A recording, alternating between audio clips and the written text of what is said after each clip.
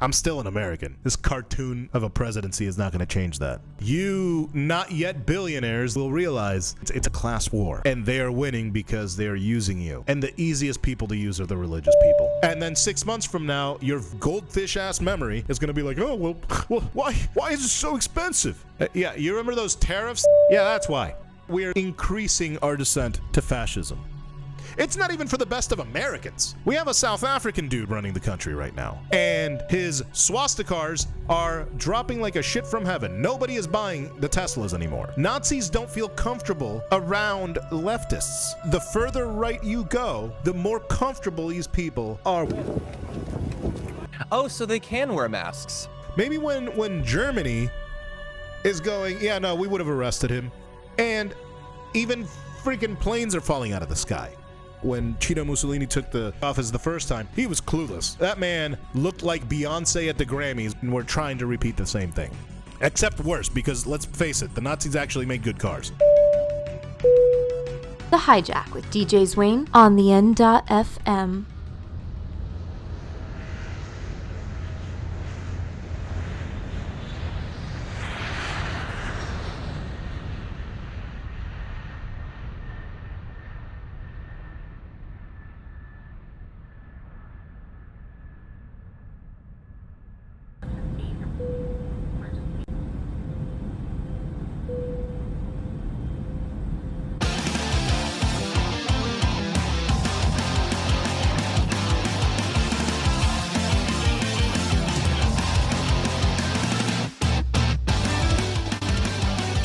The N.FM, I am DJ Zwane.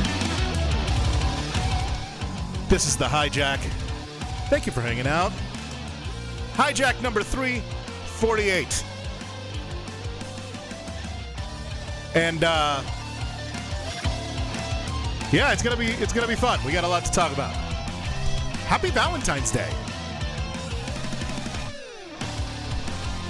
So, Valentine's Day is today. We're recording on Valentine's Day, and I was invited to this thing for through the Hollerbox crew. So shout out Hollerbox and shout out Fair Villa. Shout out Joe from Fair Villa who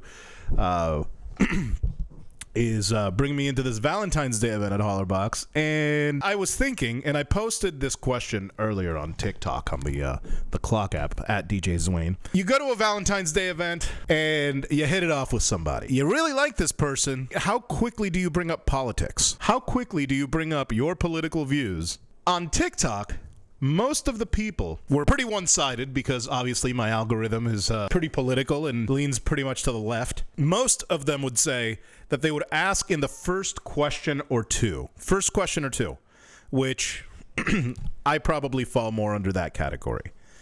Some say third or fourth date, which is wild to me. There's no way that I could go 3 or 4 dates with you, like full-on dates with you, and we don't bring up the political topics. Like, there's no way. There's no scenario. If that ever happened, it just means that we were that incompatible that we've spent the last 2 or 3 dates trying to figure out what the hell to talk about. And there is no way that politics wouldn't have come up in the first anyway. Yeah, that's wild to me. And one lady, this one was the one that really stuck out to me. One lady said she wished that she would have asked on her first date because now she's 20 years in and she is married to somebody who is a Trumper and her son is a Trumper. Her and her 2 daughters are American left of center. Let's be clear. Both major political parties are right of center in this country. Full stop. So even if you are the most left-leaning establishment-wise, you are only center right, according to the rest of the world. And this lady has spent 20 years with this human, and now she is regretting it. This is the election. This is the election that she regrets it, and she is not alone. And I don't know about you, but in my case, I cannot separate someone's intelligence, personality, or any defining characteristics without it affecting their politics. Does that make sense? I believe that your personality and your empathy have a lot to do with how you vote and your political leanings. I cannot separate those two. So for me, I know that there are people that can do that. I don't understand it. That is a level of cognitive dissonance that I just don't possess. I mean, look, if you make less than $500,000 a year, or are an oppressed group, or are in an oppressed group, in both of these situations, if you voted for the right wing, you're voting against your interests, period. That's just all there is to you've did yourself a disservice. If you make $500,000 a year or less, and if you have a year-round tan, or like people that are the same sex, or are trans, or whatever subsect of oppressed group you might be, if you did that, I'm sorry to tell you, you voted against your interests. I can't imagine pursuing a relationship with someone whose politics don't align with mine. I'm always going to vote for the further left that I can. That is practical. That's the only way that, not just practical, but like, realistic. People are like, oh, well, why don't you vote Green Party? Because here, the way that they set this up, it's not working. I mean, hell, we had Bernie Sanders join the Democratic Party. A bona fide socialist joined the Democratic Party, and even he, as a Democrat, was replaced. It is not your turn. It is Hillary's turn to lose. Because, believe it or not, had Bernie Sanders won that election, we would be talking a whole different thing. It would be an entirely different conversation. The right wing is controlled by big money and religious bigots. Really, big money. The religious bigots are pawns in the whole thing. That's why Roe v. Wade is being overturned, even though the majority, I would say the majority of MAGA would be pro-choice. Most of the things that are about to happen are going to affect the people, the red hats. And I ain't talking Linux. But my new favorite way to ask about your political views is, what did you think of the Super Bowl? But I'm not talking about the score. I'm not talking about Travis Kelce. I could care less about any of that. I'm talking about the real MVP. Well, a man with a Palestinian and Sudanese flag got onto the Caesars Superdome field during the Super Bowl, interrupting Kendrick Lamar's halftime performance. The man could be seen waving the flag and then running around before ultimately being tackled by security. The NFL released a statement after it said, "We commend security for quickly detaining the individual who displayed the flag. He was part of the 400-member field cast. The individual apparently hid the item on him and then unveiled it late in the show. No one involved with the production was aware of the individual's intent." The league also said that individual will be banned for life from all NFL stadiums and events. Oh, who cares? Well, who cares? That's awesome. Good for him. We need to find his name. Found it. All right, let's watch it. This is great. Now, a producer turned protester has raised Palestinian and Sudanese. Let's pull up. There we go. And Sudanese flags in front of thousands during rapper Kendrick Lamar's halftime show at Monday's Super Bowl. Zulkarnain Nantambo says he was part of the show's production team. He says the gesture was meant to raise awareness about Israel's war in Gaza, as well as the civil war in Sudan. Nantambo was detained and questioned by security, but has since been released. Well, Zulkarnain Nantambo joins us live now from Miami, Florida. So your protest video holding up the Palestinian and Sudanese flags at the halftime are all over social media. Tell us a bit more about why you decided to do this. Alhamdulillah. Well, I felt I didn't have a choice because I was selected to be a part of the halftime show, and when I saw what my position was, it was a great stage, a large stage, and we know as a practicing Muslim, our Prophet Muhammad teaches us if you see a wrongdoing or you're aware of a wrongdoing, you must stop it with your hands. And if you can't stop it with your hands, stop it with your tongue. Speak out against it. And if you can't stop it with your tongue, try to stop it with your heart, meaning pray about it. And we know that's the weakest of faith. So I had an opportunity on a grand scale to bring awareness or speak out against a wrong of our Muslim brothers and sisters, because we know if one part of the body is hurting, all of the body is hurting. This ummah is one body. So I didn't want to face my creator and not with a sign of weak faith when I knew I had an opportunity to show.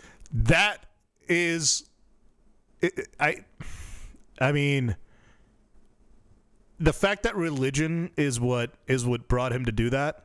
Like, it's still, I separate both at this point. I am an atheist, basically.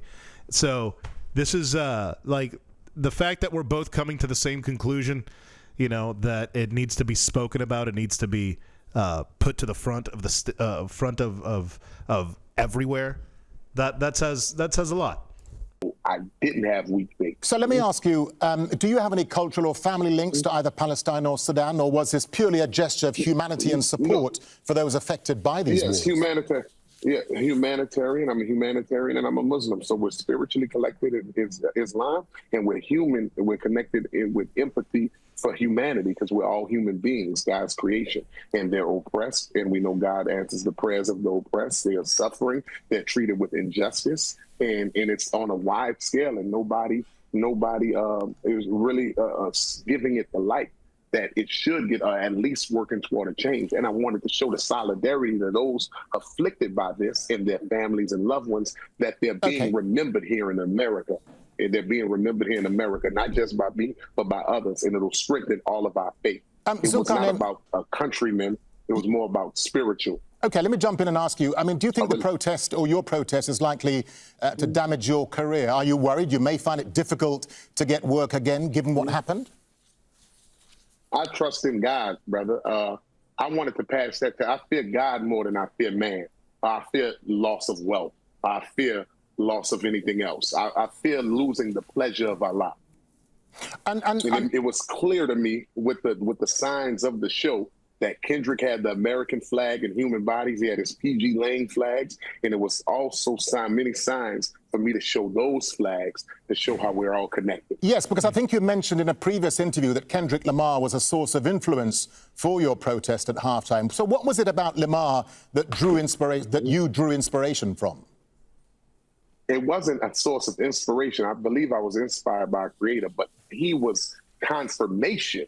Seeing his show, when him talking about the revolution being televised, him having scenes where the American flag is made in a human formation, him having his own company's flags flying around, I saw those all as signs for me to incorporate the flag. Him having Samuel L. Jackson playing Uncle Sam, the whole theme being conscious, revolutionary, to make one's consciousness rise and show unification of people. And I thought that I could contribute to taking it to the next level with this activism and protest and enlightenment, to make other people aware of what's going on in other parts of the world. A lot of people didn't know what was going on in Gaza. A lot of people didn't know what was going on in Sudan, and they feel like they're not being represented properly. So I had the opportunity to represent them on a global scale, and I had to take that opportunity. Yeah.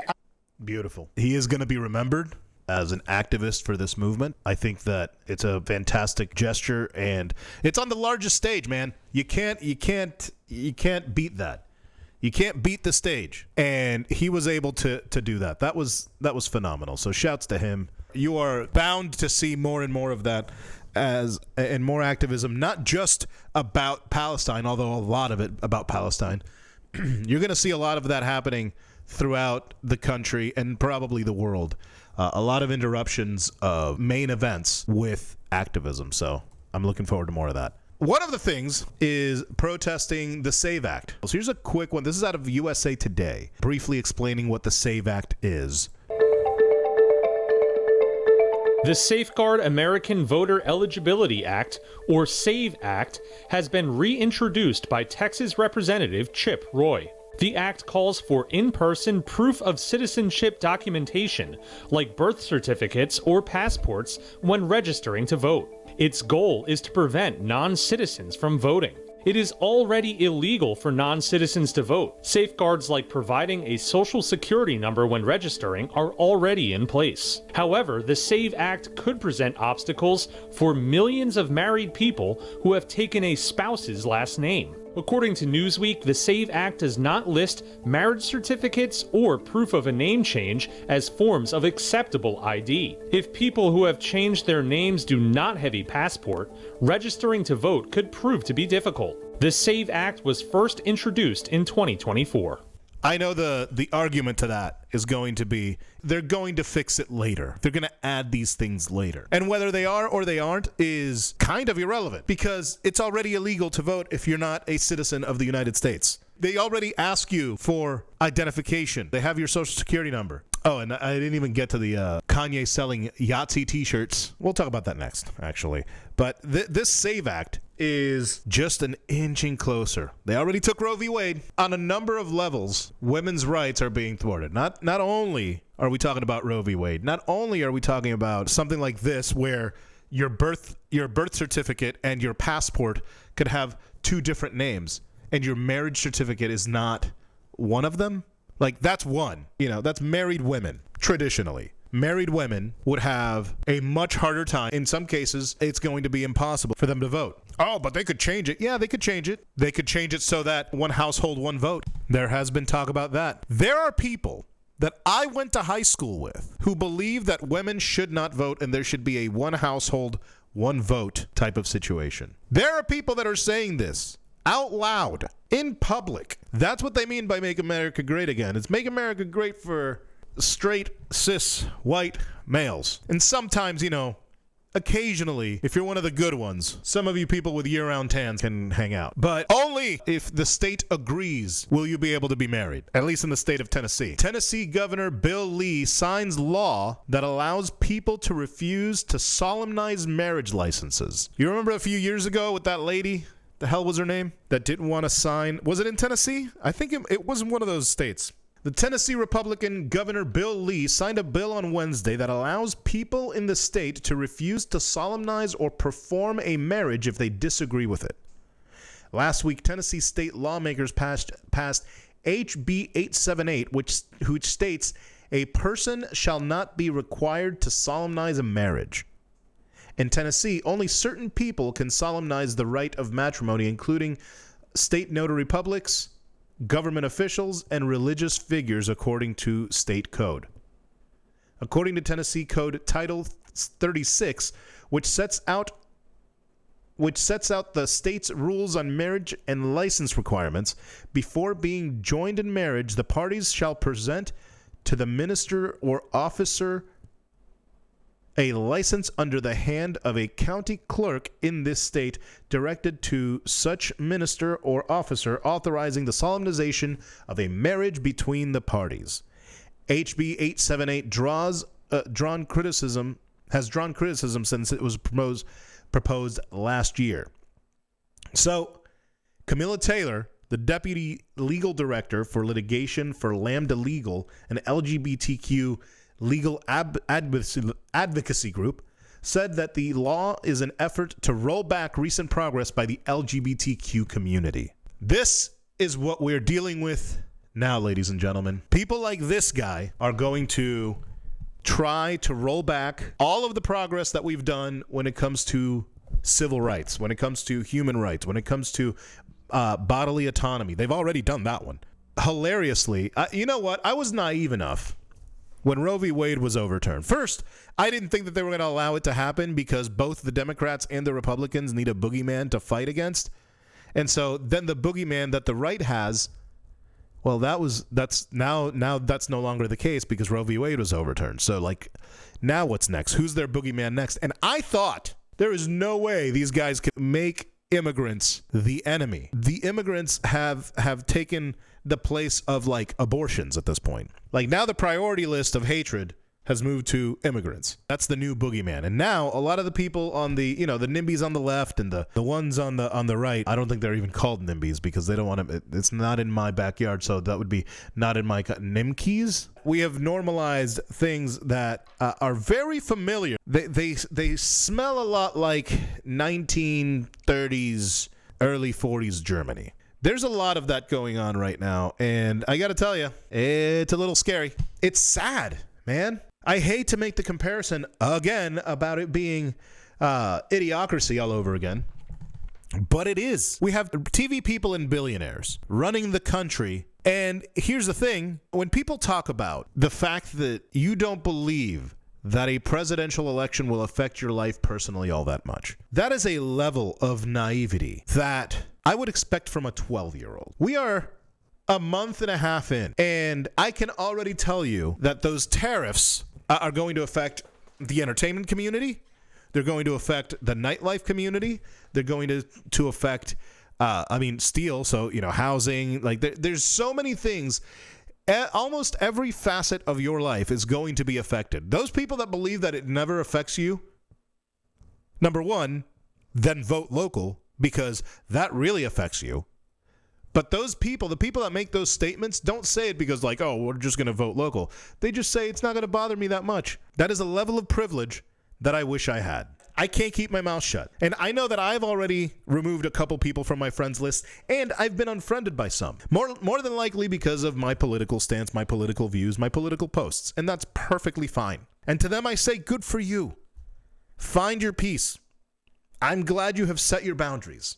But I'm not going to shut up because the bigotry is already getting a little bit too close for comfort. I was born in Boston, Massachusetts, and somehow my birthright citizenship could be in jeopardy, could be in question. Something that's been in place for over 100 years. Like just the fact that it's a remote possibility is insane. By the way, you remember when in the 90s when we would throw eggs and shit at each other, eggs and TP at each other? And now it's like flexing. Look, so much has changed since I moved here from the Dominican Republic by way of Boston. ICE, stay the fuck away. But yeah, somehow my birthright citizenship is being questioned. Might be in question. So you think I'm gonna? If you think that I'm gonna go quietly when shit like this is happening, not just to me, but not to me yet, but to people that look like me. I'm going to use every little ounce of privilege that I have, every little modicum of privilege to help those that can't help themselves because of what's happening here. And I'm talking LGBT, I'm talking brown, I'm talking black, I'm talking marginalized groups. And someday, you not yet billionaires that keep glazing billionaires will realize it's a class war and they are winning because they are using you. And the easiest people to use are the religious people. I grew up as a religious kid. I grew up as an evangelical Republican. And my God, dude, that was some of the things that I would say back then were embarrassing. Embarrassing. And I mean, there's a lot of really good Christian music out there, but most of it is absolute dog shit, and it's because it's so easy. You put an ictus on something, and boom, you get the most grace for shitty music if you just put the little Jesus fish on there. It's hilarious. Oh my God! And don't even get me started on the movies. What was the name of that movie that we used to watch? What was it called? The Left Behind series. What was the name of the guy? Anyway, simpler times when I didn't have to worry about whether or not my sister can get married in a year, or whether or not I'm gonna be still an American. I'm still an American. This cartoon of a presidency is not going to change that. So to the people that believe that presidential elections don't affect you, this show is dedicated to you. Here's a way that it might affect me, actually. As many of you know, I'll be DJing in front of the Merida Bread Factory sign alongside Brenda from Bungalower. And we have Cole Neesmith to thank for that. And February 21st to the 23rd, there's a thing called Immerse Festival going on in downtown Orlando. These events are largely done by things like grants, I imagine, but also buying things that are made overseas. That makes it a lot harder when you have, 20%, 30%, 40% tariffs on things. Now, Cole sat down with somebody from the Orlando Business Journal, Richard Balbeo, I think, and he talked about exactly this. Now, I suggest you check out the full podcast. It's at bizjournal.com. But this is something that Cole wrote when posting about the topic, and I feel that it explains it so well that I'm just going to go ahead and read it. I wanted to share with you how this is affecting us. TLDR, the taxes we are having to pay to the U.S. government in tariffs have risen from 8 to 43% as a result of 2 executive orders by President Trump. Tariff increases are a big deal for our company clients and customers. Let's just take a single strand of Christmas lights. Say that your base for Christmas lights is $10. In 2016, we would have paid an 8% duty on those products. That means that the cost to us, a business in the U.S. importing those goods, would be $10 to the manufacturer and an 80-cent tax paid by our company and passed on to our customers to the U.S. government. In 2018, President Trump imposed an additional 25% tariff on that strand of lights, raising the cost to $13.30. $10 to the manufacturer in China, $3.30 tax to the U.S. government. And I will clarify again, tariffs on Chinese goods are paid by companies in the U.S., and those costs are passed on to the customers. In the beginning of February, an additional tax of 10% was levied for that strand of Christmas lights. That makes the new tax paid to the U.S. government a total of 43%, $10 to the manufacturer in China, $4.30 per light strand to the U.S. government, for a total of $14.30, and we buy thousands of strands per lights annually, paying an additional $4.30 in taxes to the U.S. government per strand of lights. In under a decade, the tax paid to the U.S. government has risen from 8 to 43%. Some say, well, let's just have the strands made in the U.S. My response to that is, absolutely would love to do that, but we can't. The United States lacks the infrastructure, supply chains, and workforce to manufacture the LED products. I've done hours of research trying to find alternative suppliers in the U.S. and other countries abroad. If you'd like to point me in that direction, please do so. This is the case for our entire sector. We are all taxed like this. All of our companies, clients, and customers have to bear the weight of increasing egregious import tariffs. But this is not just our industry. That 10% tax applied in February of this year is to every single good imported from China, and in 2018, and that 2018 tax applies to $370 billion worth of goods we Americans buy from China each year. That is insane, man. Thank you to Cole for sharing this. And he closes with, this is a massive challenge as we continue to try to produce stellar events at an affordable rate. It's impacting the most small businesses around you. And its primary cause is the rising sticker prices you see on the goods we buy every day. That's so well put. Thank you, Cole, for posting that and for speaking to Jacksonville Business Journal and the Orlando Business Journal, I guess it was. Yeah, Cole makes such a great point there, and it affects not only him, but it affects me too. And it affects all of the people that I know in these industries. Where do you think we buy our lights? Even the lights that are brand name from here, where do you think they're made? Just because you're not paying the tariff yourself, and then 6 months from now, your very short goldfish-ass memory is going to be like, oh, well, why is this so expensive? Yeah, you remember those tariffs? Yeah, that's why. We are slowly increasing our descent to fascism. And again, I want to make it abundantly clear. According to the rest of the world, we've been right-wing, extreme right-wing. We've been basically fascists at this point. And it's not even helping us. It's only helping a few people. It's only helping a few people. We have cartoonishly evil, dumb people running our country. We have somebody like Pete Hegseth running our military. A TV host that spent some time in the army. And now he's getting torched for a racist move on recruitment. Let's see. This is out of newsrepublic.com.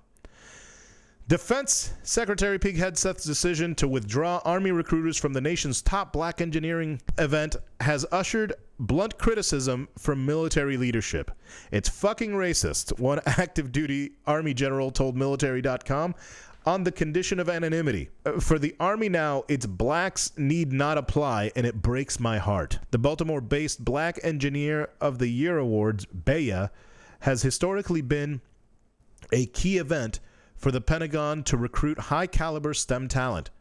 One Army recruiter told the Service Member News outlet that BEYA is one of the most talent-dense events we do, and that the branch needs the talent.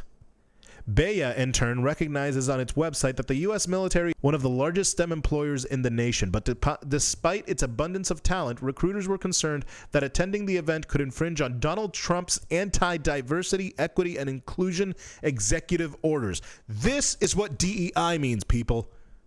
This is what DEI means. The handicap ramps, that's DEI. All of it, DEI. On January 31st, Hegseth declared that Black History Month, Women's History Month, and other Heritage Month observations were officially dead and would no longer be recognized by the military. And on Monday, Hegseth made the first move in implementing Trump's transgender ban on the armed forces, initiating a pause on integrating new trans troops. And it continues. But it is still not for the best of the country. It is for the best of a few people. It's not even for the best of Americans. We have a South African dude running the country right now. And First Lady Donald Trump does whatever he says. And his swastikars are dropping like a shit from heaven. Nobody is buying the Teslas anymore. At first, it was AI. And ChatGPT was the thing. And then DeepSeek came over for a fraction and took us to fucking school. Took the billionaires that run that thing to school with DeepSeek. Now, Chinese EVs obliterate us. I'm just going to watch a little bit of this. A huge announcement that could potentially change the EV industry. Let's put this up there on the screen. News came out of China just yesterday. BYD will now offer, quote, God's eye self-driving system on all of its models. So BYD obviously is the largest electric vehicle maker in China, and it now has a quote unquote advanced self-driving system. Now, every video I've watched says it's roughly equal to the Tesla full self-driving. It has some important differences that the L3 nerds will dig into, but let's just say it's better than what's on your Toyota or your Honda CR-V assisted autopilot. So we leave it at that. But the extraordinary part of it is not the real fact that it's rolling out, but the fact that it is now installing it on every single model that they sell, including the Seagull budget hatchback, which it currently retails inside of China for $9,600. Yes, you heard me correctly. This is a huge deal because it challenges the Tesla market share abroad. So in the United States, obviously, you cannot buy BYD, you can't buy any of these Chinese EVs. But China, which we're about to get to, is a net exporter, actually, of cars. Their electric vehicles. Let's take a look at their electric vehicles real quick. Sagar's great and stuff, but let's take a look. Check this out. Which is a big deal because there's currently no China. So you got to see here what we are missing. This is a guy. This is a guy. What? I'm an idiot. Watch this. Missing out on. What is up, guys? Right behind me is a car from China. Which is a big deal because there's currently no Chinese manufacturers in America, which is kind of a shame because this car is really cool. So obviously you can use your key, or you can leave your key at home and use NFC. This car is a plug-in hybrid, and on just the battery, it can do about 60 miles, which is more than any plug-in hybrid in America. And on a full charge and a full tank of gas, it can do well over 650 miles. If I push the button on the side of my seat, that'll fold down my armrest. My seats are heated, ventilated, and massaging. I have an area right down here for my phone. I have built-in sunscreen shades. If I push this button, my cup holder comes out, and I can do this. I'm 6 feet tall for reference. You can be 7 feet tall and still lounge back here. But what if I want to watch a movie? A TV can't fold up into this small space, but a projector can. Yeah, this is pretty sweet. You also get a built-in fridge. A built-in fridge! Behind me is what $8,400 can get you in China. This is the Wuling Bingo. It's a tiny 4-door EV. It starts at $8,400, but even fully loaded, it's only $12,000. You get full LED lights, these tiny cute wheels, and it can do 250 miles on a full charge. You also get a lot of space in the trunk. You guys see what I'm talking about? I mean, look, let's be honest. These cars are sick. There's other ones, not even BYD. I can't pronounce them, but the self-driving tech, the lounge, and they retail for like $60,000. There are several like Japanese similarities, not EVs per se, but. We are getting ripped off. We're getting ripped off in healthcare. We are getting ripped off in all of it. And you know why this is happening? You know why China is able to do that? Because they actually invest in innovation. They invest in innovation. They think of the future. Casino that is Wall Street run everything. They don't let insurance companies run everything. Yeah, they may have some issues with their government. Don't get me wrong. But the citizen in China's way of life is, generally speaking, better than here. They have they call these things ghost cities that they built in China. Americans and everybody's like, oh, they're so weird. That's so creepy. They're building for the future. They build and then people show up and they get moved. And yes, they have eminent domain and all of that jazz, but we have eminent domain here. We have eminent domain here, and we don't use it for anything good. So like there's a ton of these guys have AI and way better cars. $8,500, the price of a decent older 4Runner, and I can get myself a brand new electric car that has 250-mile range on a full charge. I mean, I'd probably get a different color, but are you kidding me? They're going to have self-driving available to all cars without having to spend $100 a month like you do with the Swastikars? I'm glad that Tesla's numbers are dropping like a shit from heaven. I am so glad. But this is what happens when most of the money goes to Wall Street and goes to the financial industry and insurance and not innovation. This is why China is years ahead of us. And why they will continue to be years ahead of us, because we decide to hire cartoons. We decide to hire the worst kind of cartoons, the kind of cartoons that remind us of 1930s to 1940s Germany. I don't believe that we are that far away from Americans to realize that it's fascism. I just think that most of them are just not going to care. That's what I think the issue is. Most of them are just not going to care. Say what you want about the wussy, covert, corrupt Democrats. Say what you want about them. But they don't cozy up with Nazis. Nazis don't feel comfortable around leftists. The further right you go, the more comfortable these people are with this. This is actually out of the damage report. 1 week into Donald Trump's second term, and there are some people very excited about it. You can probably tell from the B-roll that they're not the best people, but yeah, no, neo-Nazis are apparently very psyched, very hyped about the opportunity now presented to them to get their message across, to do recruitment, to not be as restrained on social media as they might have been. And so we're going to start off with a little bit of video of the Patriot Front rallying in D.C. This is during the annual March for Life, where both Donald Trump and J.D. Vance were there. So here's a little bit of footage of that.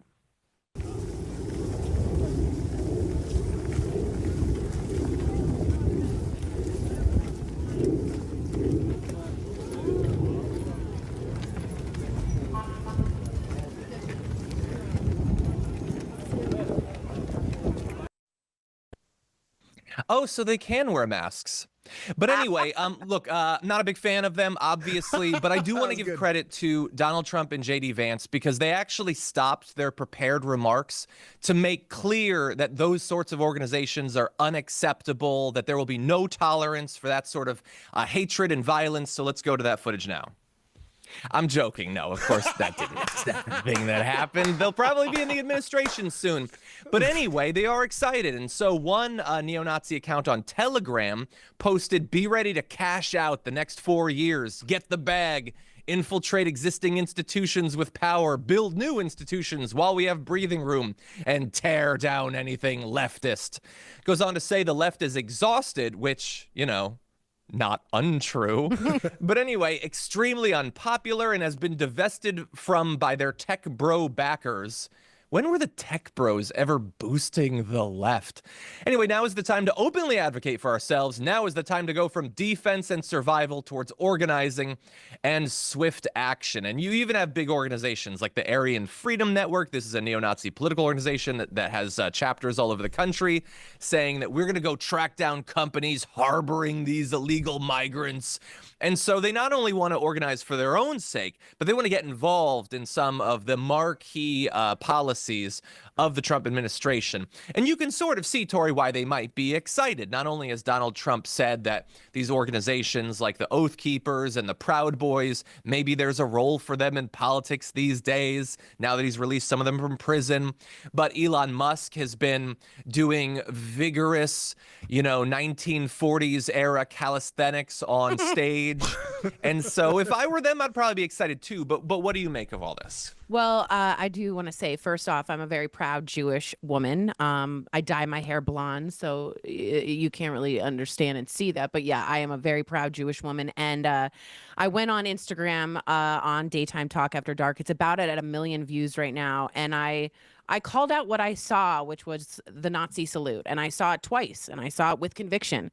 And then I saw Elon Musk go to the AfD, which is a hard right-wing party in Germany, and speak about not feeling the guilt of the past in Germany. So all of these patterns are leading to what I call the playbook. International Holocaust Remembrance Day was on the 27th yesterday, which was making this all the more sort of uncomfortable and the wound a little bit deeper. But I want to be clear about something. We as Jews always say we will remember. And many people say, why do you want, of course, you don't want it to happen again, of course. Why we remember, John, is because normal people started to comply with really horrific things. Yep. And the normalcy of that is what we remember. So I want people to understand it doesn't start with gas chambers. I mean, we say Nazis and we picture that immediately. It starts with two things I like to talk about. One would be distrust, which is distrust anybody but me. So you distrust the scientists, you distrust the doctors, you distrust the press. This is all Machiavellian, very sort of Mussolini, Hitler-esque of that realm. That's the playbook. Then you move on to dehumanization of the people. So it's calling them aliens again, mass deportations, ratting you out to ICE. All of these have this sort of fertile ground that is what started in Germany during that time. So, and one of those things, I'm not going to finish this part. She's said all the important things that I wanted to cover here. And it blows my mind when people don't see the correlation here. They don't see the fact that, hey, maybe this smells a little weird. Maybe when Germany is going, yeah, no, we would have arrested him. Maybe the people whose ancestors made it famous and they made it out, they recognized how bad it was and outlawed it. Maybe those people know a little bit better whether or not that was a salute. And then jumping over to the other side of the pond and cozying up to the AfD, the far right German party, and telling them that they don't need to be ashamed of their grandparents. Yeah, you do. Yeah, you do. If your grandparents did awful shit to people, yeah, you should feel ashamed of them. And likewise, when we're on the other side of this, because I believe we will get on the other side of this, and I talk to my nephews and my niece, and they look at my social media and they look at everything that I have said, I hope that they realize that I was trying to make a better world for them. Because at the end of the day, those are the most important people in my life. And the fact that we're giving these imbeciles, these monsters, we're giving a foreign guy with Chinese ties all of our information with a bunch of 20-year-old interns. Elon Musk sues Lego, Nestle, and more brands, accusing them of advertising boycott. This came out in the first of this month. Elon Musk brought in an existing lawsuit on Saturday to include several major brands, accusing more companies of illegally boycotting the social media platform in 2022. Man, this guy does not let anything go. The suit, which was filed last year in federal court in Texas, initially targeted the boycott organizer, the World Federation of Advertisers, along with companies including CVS and video streaming platform Twitch. But early on Saturday, Musk's lawyers filed an amended complaint adding several new defendants, including Lego, Nestle, Tyson Foods, Abbott Laboratories, Colgate-Palmolive, Pinterest, and Shell International. The complaint alleges that the World Federation of Advertisers was concerned that X, formerly known as Twitter, I still call it Twitter, that Twitter would stray from its brand safety initiative called Global Alliance for Responsible Media, GARM. As a result, the suit said that the group prepared a large-scale pause in advertising. According to the suit, at least 18 advertisers that were part of the GARM program stopped buying ads on Twitter,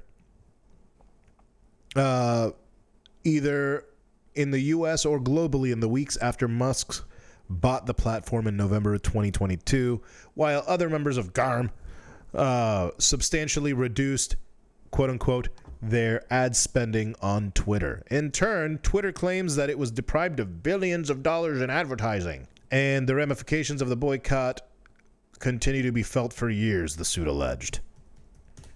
Well, dude, maybe you shouldn't cozy up with Nazis. Maybe you should shut the fuck up. But now your numbers are dropping like a shit from heaven there. SpaceX is not a consumer brand, so you're not going to feel that. You are holding the purse, basically, of the government that buys most of your shit, which is our money, by the way, just to be clear. And all the while, we're not even being safe. We are not even being safe. Not only do we have children running the friggin' with all of our information, but now the U.S. government is sued after mass emails to federal workforce allegedly sent from insecure server. Allegedly sent from insecure servers. But the servers. So, when officials working for the incoming Trump administration decided they wanted to email the entire federal workforce last week, they didn't hang about. Far from it. A new private class action lawsuit brought by two anonymous U.S. executive branch employees alleges that they simply turned up at the HQ of the U.S. Office of Personnel Management, OPM, which handles HR, and demanded to plug in their email server and get going as soon as possible. Exactly, because that is that's the way you deal with secure shit. That's wonderful. The one person who could have refused authorization for such a move, Melvin Brown II, who took control of the agency's IT systems only a week before, had already been sidelined. This is a coup, ladies and gentlemen. This is a coup. Auga, auga. Danger, Will Robinson. This is a fucking coup. The suit was filed after OPM sent 2 test emails to an estimated 2.3 million federal employees in a way that, the suit alleges, broke the e-government class of 2002 and was inherently insecure. Those rules require that a privacy impact assessment, PIA, be carried out first. Yeah. You need to make sure that the thing is secure. Oh, my God. For those playing the home game, it's less secure. We have worse shit. We get worse products, worse turnout, worse results because we spend all of our money on a casino that is Wall Street, on rich people's feelings, and even freaking planes are falling out of the sky. The plane crashes that happened, tragic. The helicopters, the air traffic controllers. Those guys are overworked and underpaid like everybody else, except they have the lives of hundreds or thousands of people a day to deal with. This is out of Newsweek. The timeline of Donald Trump's impact on FAA prior to DC plane crash. Let's see here. Oh, this is only a minute long. Let's listen to this. Our investigative team will be on scene as long as it takes in order to obtain all of the perishable evidence and all the fact-finding that is needed to bring us to a conclusion of probable cause. Our mission is to understand not just what happened, but why it happened, and to recommend changes to prevent it from happening again. Since we're just beginning our investigation, we don't have a great deal of information to share right now. We will keep you informed by giving regular updates as we learn more. Our intention is to have a preliminary report within 30 days, and the final report will be issued once we've completed all of our fact-finding and investigation. Now, we will not be determining the probable cause of the accident while we are here on scene, nor will we speculate about what may have caused this accident. So I want to stress this. It is only the NTSB that will provide information related to this investigation. We will analyze the facts and determine the probable cause of the accident and then issue a report of those determinations. So this is a quick read on what happened. A deadly mid-air collision between American Airlines passenger jet and a U.S. Army Black Hawk helicopter near Washington, D.C. has raised questions about air traffic control staffing and leadership transitions in the Federal Aviation Administration. The crash, which claimed the lives of 67 people aboard both vessels, occurred just before President Donald Trump announced that he appointed 22-year FAA veteran Christopher Rochelle as acting FAA administrator following the resignation of Mike Whitaker. An internal FAA report found that staffing the airport's traffic control tower was not normal for the time of day and the volume of traffic, according to New York Times. A single controller was responsible for handling both helicopters and airplanes, a task that is typically divided between two controllers. The amount of stress that this transition has caused is kind of wild, kind of insane. The first transition of power, when Cheeto Mussolini took the office the first time, he was clueless. That man looked like Beyonce at the Grammys when she was like, Really? Really? I won the award? Really? That's how I imagine 2016 was for him. This year, he shows up with a program called Project 2025, which he denied he knew about, but has so far to a T. And now federal agencies are banning Black History Month and other special observances. This is part of the playbook, people. This is part of the playbook. This is part of the playbook. This is part of the playbook that dehumanizes people. This is part of the playbook that starts things like what happened in. I swear to God, I hate using that as the example, but that is the closest thing that we've ever had, and it hasn't even been 100 years, and we're trying to repeat the same thing, except worse, because let's face it, the Nazis actually made good cars. And then, obviously, there's what's happening in Palestine, which now Cheeto Mussolini wants to turn it into the Riviera of the Middle East. So from the Riviera to the sea. But the one tiny, teeny, weeny silver lining that we have today, ladies and gentlemen, is that good art comes from a lot of good art. Most good art comes from turmoil. And your boy Macklemore is, he is going off. So we're going to close it out by listening to this song, Macklemore's latest one. It's called Fucked Up. You should listen to it time and time again because the proceeds go to help Palestine. So, and it's a bop. It's a straight up bop. Yeah. Stand for something to fall for anything. I'm sick. But it's game time. The world's on fire, we don't own no water, y'all. It may tire for a couple dollars, y'all. New era usher, but white supremacy is still in charge. Talking colonizing Gaza from the White House lawn. But the people mobbing, and we ain't backing off. Finally see the oligarchy and men that control us all. Tax breaks for the elite, and then they taxing y'all. Killing Palestinian kids, and we getting hit with the cost. Why the fuck you think you can't afford the rent in your building, and you can't afford groceries and debt in your feelings? And you know how the West thinks. It's all about the West Banks. Call a ceasefire, then start annexing the West Bank. How you think Israel gets money for the best tanks? And Netanyahu loves Trump. He's like, yeah, thanks. That's your money, and yes, it's all connected. And they controlling your feed, the information that they censor, blocking hashtags. Can't say free Palestine. This 2 weeks in, think where we'll be around July. But you know us Americans, out of sight, out of mind, and they know it too. That's why they running game on our lives. But they got me fucked up. They got me fucked up. They got me fucked up. And Elon, we know exactly what that was, bruh. They got us fucked up. They got us fucked up. They got us fucked up.